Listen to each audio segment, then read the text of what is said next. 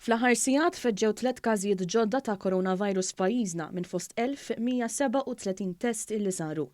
B'kollox kienu kkonfermati 489 każ pożittiv ta' COVID-19 li ħarġu minn fost 40,493 test illi saru. Il-każijiet l-attivi issa jgħoddu il-65. Is-Supretendent tas-Saħħa Pubblika, il-Professur Charmaine Gauci, qalet ukoll li Sitt Persuni Oħra Fiequ minn din il-marda biex issa t-total ta' persuni mfejqa jgħod l-419. L-età ta' dawn il-pazjenti tvarja bejn l-10 u d-89 sena.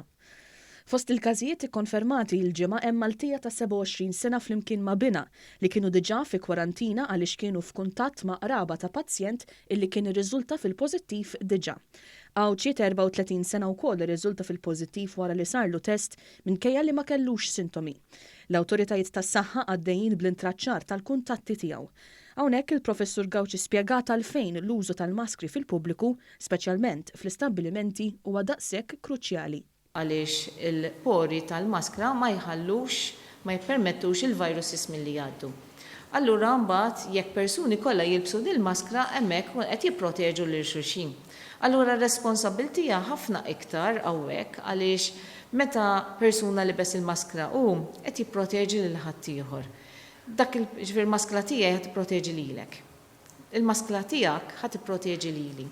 Spjegat ukoll li minkejja li ma' 13% tal-każijiet li rriżultaw fil-pożittiv ma wrew l-ebda sintomi, bil-koperazzjoni tal-pubbliku xorta żammejna sitwazzjoni stabbli brabta mal-pandemija.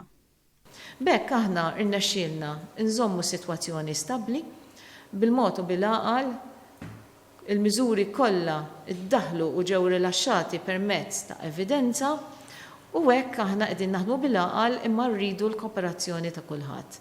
Blajnuna li kulħadd jimxi mal-mezzi tal-prevenzjoni mal-liġijiet li daħħalna hekk inkun nistgħu nibqgħu sejrin tajjeb fil-kontroll ta' din il-pandemija.